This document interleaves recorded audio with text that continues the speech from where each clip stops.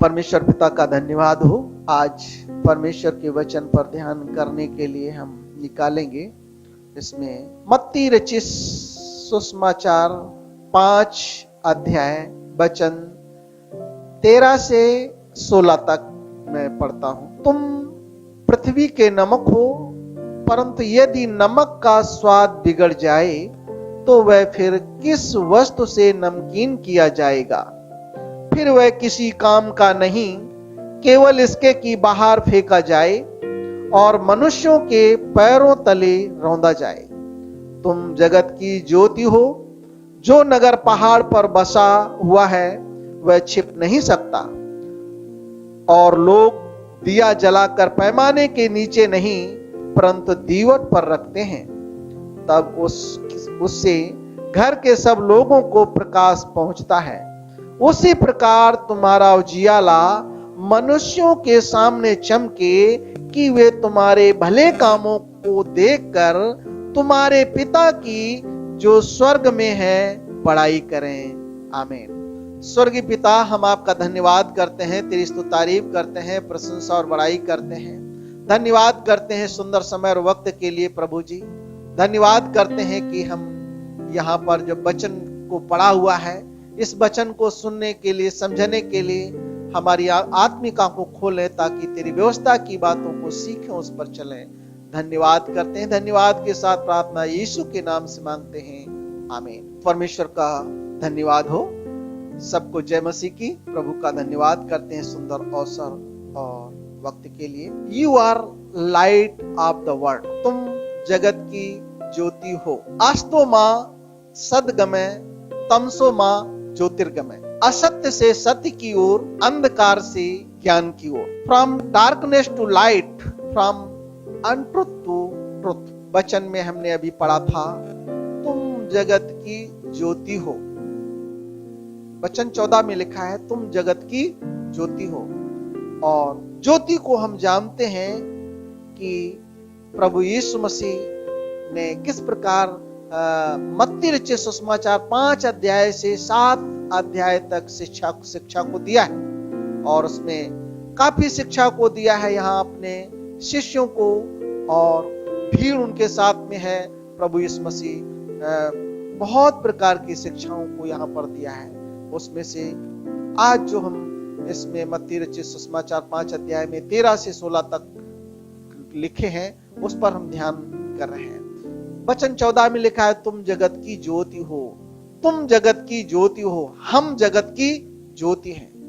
प्रभु यीशु मसीह अपने विषय में कहते हैं यहाँ पर कि मैं, यूहन्ना रचित सुसमाचार में प्रभु यीशु मसीह ने अपने विषय में 7 बार बोला है, और वहां कहते हैं, मैं जीवन की रोटी हूं, मैं जगत की ज्योति हूं, मैं द्वार हूं, मैं चरवाहा हूं, मैं पुनरुत्थान और जीवन हूं, मैं मार्ग, सत्य और जीवन हूं, सच्ची दाखलता मैं हूं। प्रभु यीशु मसीह ये भी कहते हैं, तुम पृथ्वी के नमक हो। और प्रभु यीशु मसीह ने बताया, तुम पृथ्वी के नमक हो। और नमक का हम जानते हैं, नमक का खाने के काम में लाया जाता है, स्वाद बनाने के काम में लाया जाता है। नमक में नमकीनीपन जब होता है तो उसको इस्तेमाल किया जाता है। अगर उसके अंदर नमकीनीपन नहीं रहता है तो इसके माल में नहीं लाया जाता है। प्रभु यीशु मसीह ने कहा, तुम जगत की ज्योति हो, तुम पृथ्वी के नमक हो। और पहला कुरिन्थियों उसका 3 अध्याय के 16 पद में कहते हैं, तुम परमेश्वर का मंदिर हो। परमेश्वर का मंदिर साफ और शुद्ध होता है, जिसमें परमेश्वर निवास करता है। हम पृथ्वी के नमक हैं, हम जगत की ज्योति हैं, हम परमेश्वर का मंदिर हैं। हमारे अंदर अगर हम नमक हैं तो हमारे अंदर नमकीनापन होना जरूरी है। हम ज्योति हैं तो ज्योति अंधकार को दूर करती है। जहां पर रहें, जहां पर करें, वहां ज्योति के समान चमके। और परमेश्वर का मंदिर जो हमारे अंदर है उसको हम साफ शुद्ध रखें तो परमेश्वर हमारे मंदिर में निवास करेगा। परमेश्वर का धन्यवाद हो। वचन 16 में लिखा हुआ है, मत्ती रचित सुसमाचार और उसका 16 पद में लिखा है कि तुम्हारा उजियाला मनुष्यों के सामने चमके। शाइन योर लाइट, अपने उजियाला को चमकाओ, जो उजियाला परमेश्वर ने दिया है। जब हम प्रभु यीशु मसीह को उद्धारकर्ता रूप में ग्रहण किए, प्रभु यीशु मसीह हमारे जीवन में आया, तो अंधकार दूर हो गया, उजाला हमारे जीवन में आया। तो आइए हम ज्योति को चमकाएं, अपनी ज्योति को चमकाना है। शाइन योर लाइट, तुम्हारा उजियाला मनुष्यों के सामने चमके, अपना उजियाला को चमकाएं। प्रभु यीशु मसीह चाहते हैं। कौन सा उजियाला परमेश्वर के सामने हमको चमकाना है? हम कौन सा उजियाला अपने जीवन के द्वारा चमकाना है? हम क्रमशः एक एक करके हम देखेंगे। पहला उजियाला जो है, हमें प्रेम का उजियाला चमकाना है। प्रभु यीशु मसीह ने कहा, तुम एक दूसरे से प्रेम करो, जैसे मैंने तुमसे प्रेम रखा है वैसे तुम भी एक दूसरे से प्रेम करो, तो तुम मेरे चेले ठहरोगे। और विश्वास का उजियाला चमकाना है। विश्वास से जो कुछ मांगोगे सब तुमको मिलेगा। प्रभु यीशु मसीह पर विश्वास का उजियाला चमकाना है। नम्रता का उजियाला चमकाना है। और प्रभु यीशु मसीह ने कहा है, जो मत्ती रचित सुसमाचार के 5 अध्याय में 5वें पद में लिखा है, धन्य है वे जो नम्र हैं, क्योंकि वे पृथ्वी के अधिकारी होंगे। नम्रता का उजियाला हमको चमकाना है। प्रभु यीशु मसीह इतना नम्र हुआ कि अपने आप को शून्य कर दिया। तो नम्रता का उजियाला हमको चमकाना है। दया का उजियाला हमको चमकाना है। दयावंत बनो, क्योंकि तुम पर भी दया की जाएगी। क्षमा का उजियाला चमकाना है। ये तुम क्षमा करोगे तो तुम्हारे अपराध तुम्हारा स्वर्गीय पिता भी क्षमा करेगा। इसलिए क्षमा का उजियाला चमकाना है। प्रार्थना का उजियाला, प्रार्थना करना है, प्रार्थना में रहना है, प्रार्थना का जीवन व्यतीत करना है। More prayer more power, less prayer less power, no prayer no power. अधिक प्रार्थना अधिक शक्ति, कम प्रार्थना कम शक्ति, नहीं प्रार्थना नहीं शक्ति। गवाही का उजियाला चमकाना है। टेस्टिमनी, प्रभु यीशु मसीह ने हमारे जीवन में क्या क्या तब्दीली, क्या क्या बदलाव किया है, ये प्रभु चाहता है कि हम उसको प्रकट करें। अपनी गवाही का उजियाला चमकाना है। उद्धार का उजियाला चमकाना है। जो छुटकारा हमको मिला है, जिन कामों से हमको मुक्ति मिली है, उस उद्धार का उजियाला चमकाना है। अभी उस जो बुराई हमने छोड़ी है, उसको उजियाला हमको उद्धार का उजियाला चमकाना है। सत्य का उजियाला चमकाना है। असत्य को छोड़ दिया, अभी सत्य पर हम चलते हैं। सत्य का उजियाला चमकाना है। मेल का उजियाला चमकाना है। जो शांति हमने पाई है यीशु मसीह के द्वारा, वो शांति अपने जीवन में बरकरार रखना है। वो शांति में जीवन व्यतीत करना है। सेवा का उजियाला, हमें सेवा करना है अपने जीवन के द्वारा, मन वचन कर्म के द्वारा सेवा करनी है। प्रभु यीशु मसीह ने सेवा किया, अपने चेलों के पैर को धोया। प्रभु यीशु मसीह अपना उजियाला को हमें चमकाना है। अधिक दान देने का उजियाला चमकाना है। प्रभु के कार्य के लिए, प्रभु के सेवा के लिए जो हम दान देते हैं, वो दान प्रभु यीशु मसीह ग्रहण कर। जो हम प्रभु के लिए दान देते हैं, प्रभु के पास पहुंचता है, उसका प्रतिफल हमको प्रभु देगा। जो हम सेवा यहां पर करते हैं, वो प्रभु की सेवा करते हैं। जो हम लोगों की सेवा करते हैं, वो प्रभु की सेवा करते हैं। प्रभु चाहता है अपना उजियाला को चमकाना है। हम जो लूका रचित सुसमाचार अध्याय 10 के 25 पद से लेकर 37 पद तक, वहां पर हम देखते हैं कि एक घटना है और एक व्यवस्थापक आकर यीशु मसीह से पूछता है, हे गुरु, अनंत जीवन का वारिस होने के लिए मैं क्या करूं?